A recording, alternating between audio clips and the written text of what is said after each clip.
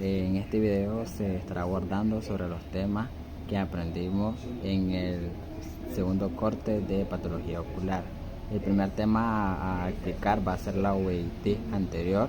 Su clasificación es la siguiente: uveitis anterior aguda.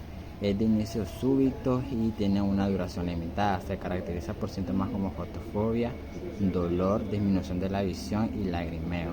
Como siguiente va a ser la uveitis recurrente, que son episodios seguidos de uveitis separados por periodos de inactividad durante por lo menos 3 meses.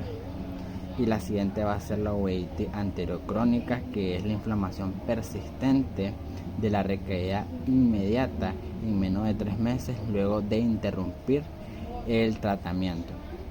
Esta uveitis suele ser asintomática, pero puede provocar un leve enrojecimiento y los pacientes perciben como objetos flotantes.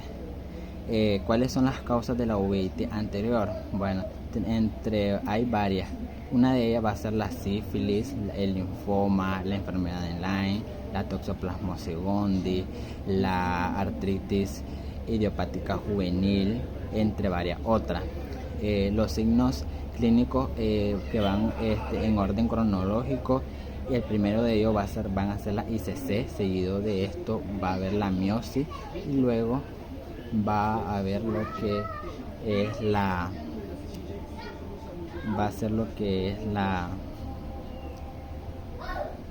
luego de esto, como dijimos anteriormente, empieza con la ICC, luego tenemos lo que es la miosis, luego viene la sinequia, va a haber la presencia de PQR, que son las presencias de precipitados queráticos. Vamos a encontrar el fenómeno de Tyndall, que son células inflamatorias y proteínas que se encuentran flotando en el humor acuoso. Luego de esto va a haber lo que es la membrana papilar, seguido de luego de la membrana papilar va a haber lo que va a ser el hipopión, y por último una presión intraocular baja. Bueno, como segundo tema va a ser el glaucoma primario de ángulo abierto, y como síntoma tenemos que suele ser asintomático hasta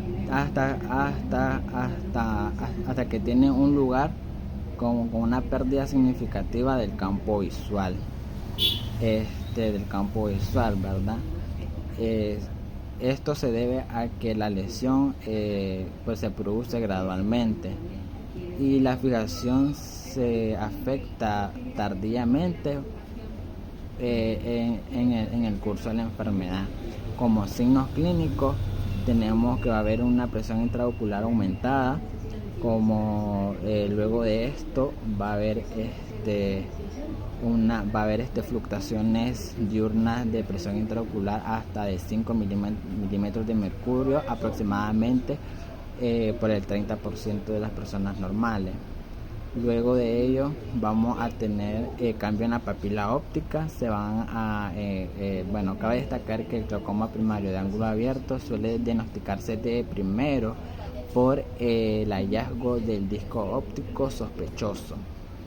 Luego de esto vamos a tener, como anteriormente dijimos, pérdida del campo visual, y aquí va a entrar en juego la conoscopía, que nos va a ayudar a encontrar si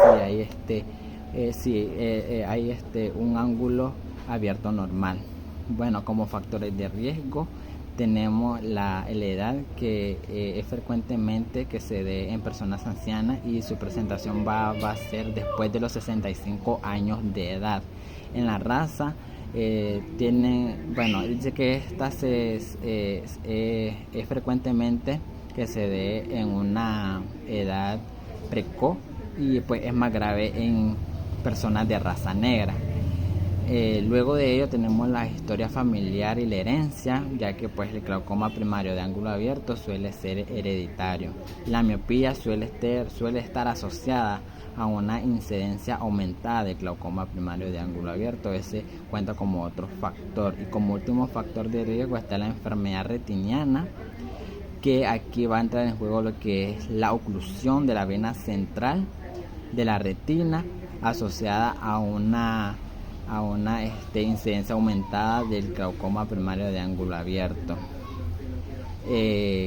Bueno, vamos a estar hablando también del glaucoma primario de ángulo cerrado, y como síntomas tenemos visión borrosa, dolor ocular intenso, halos de luz, náusea y vómito y enrojecimiento. Dentro de sus signos clínicos tenemos una elevación de la presión intraocular, y esto ocurre debido al resultado de la obstrucción del drenaje del humor acuoso. Como segundo signo vamos a tener una córnea engrosada y nubulosa. Tercer signo va a ver que el nervio óptico va a mostrar un signo en la capa del nervio óptico agrandada. Otro signo que vamos a tener en cuenta va a ser que los pacientes van a percibir como arcoíris alrededor de las luces. Vamos a encontrar una pupila dilatada y no reactiva, y en ciertas ocasiones va a haber inyección conjuntival. Como factores de riesgo del glaucoma primario de ángulo cerrado tenemos la edad.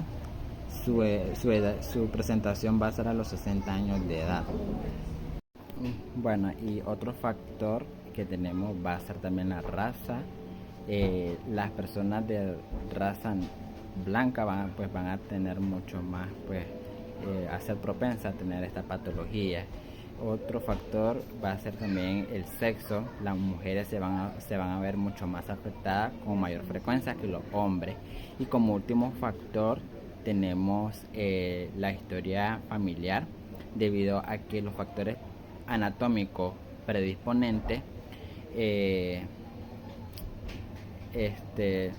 pueden afectar, se pueden heredar, y las familias de primer grado van a tener un riesgo más aumentado de padecer esta patología. Bueno, siguiendo a esto, vamos a hablar un poco sobre los hallazgos en un ojo glaucomatoso. Bueno, la excavación va a ser mayor a 0,7. Va a haber una asimetría de excavación de ambos ojos de 0,2 o más. Un agrandamiento de los poros de la lámina fibrosa, y en el borde retiniano vamos a encontrar un estrechamiento del anillo en sentido vertical. Vamos a ver muesca infratemporal, y va a haber adelgazamiento del borde inferior superior.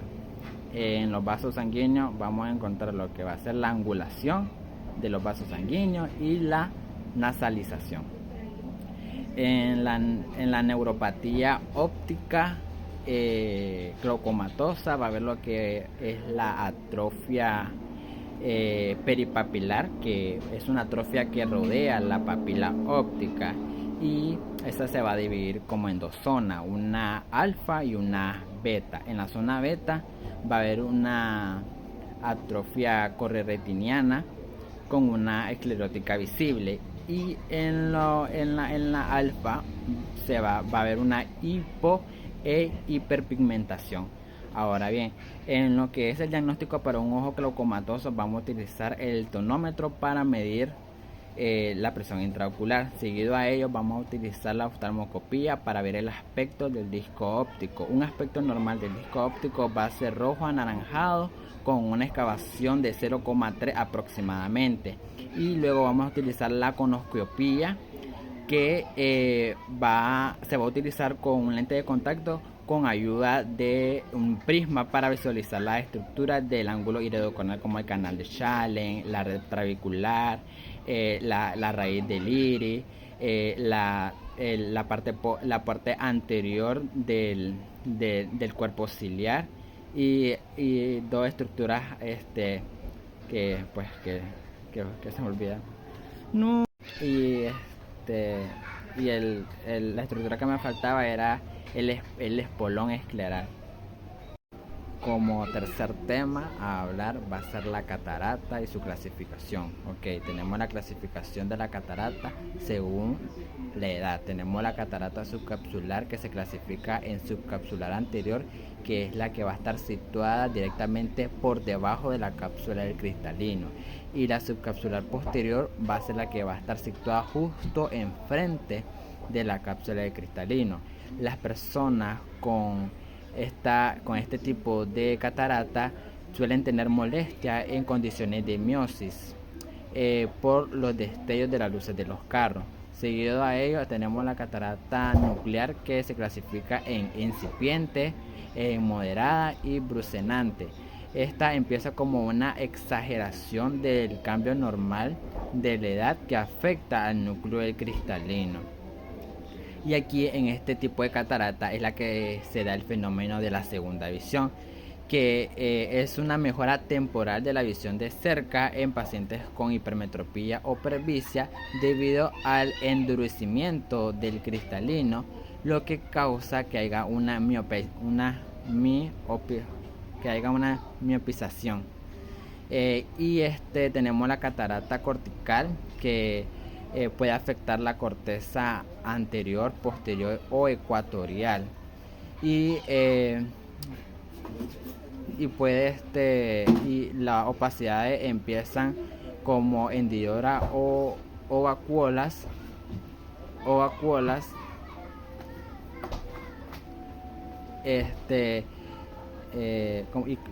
empiezan como hendidura y vacuola debido a la hidratación de la corteza.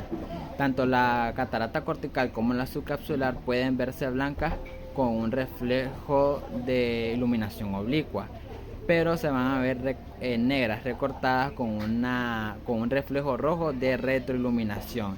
Y tenemos también la catarata según su clasificación de madurez. Tenemos la catarata madura, la inmadura, la hipermadura y la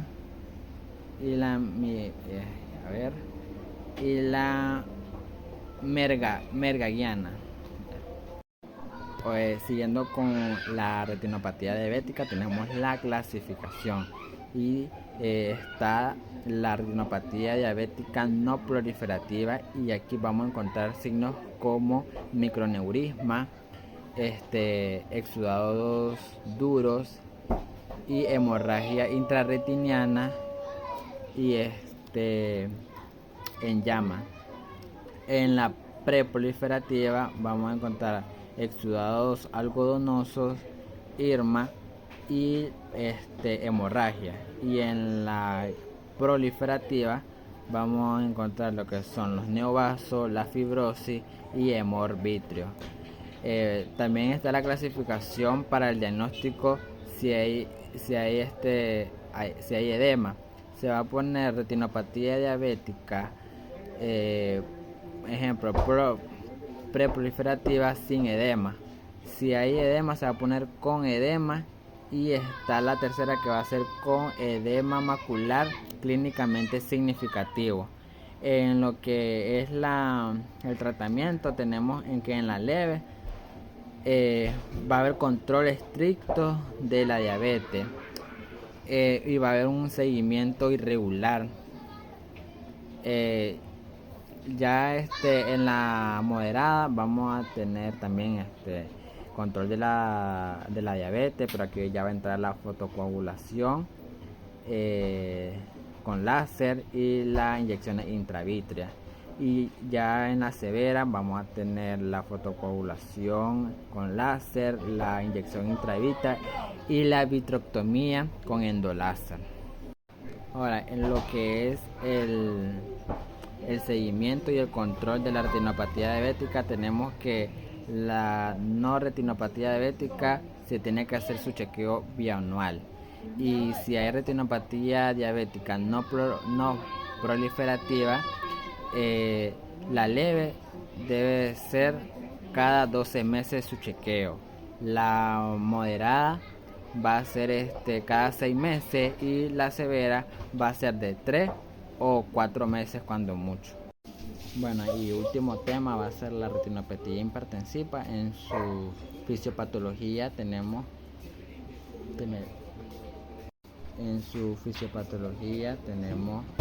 que es una elevación aguda de la presión arterial que puede causar una vasoconstricción irreversible de los vasos sanguíneos de la retina.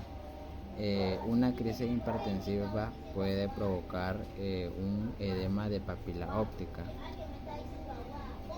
Y la clasificación de la retinopatía hipertensiva se divide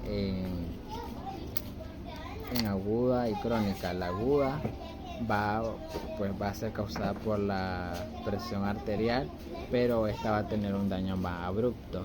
Y en el caso de la crónica también va a tener un daño, va a ser causada por la presión arterial, pero esta va a ser más prolongada. Y una presión arterial en un paciente con retinopatía hipertensiva se encuentra en 130/80 milímetros de mercurio.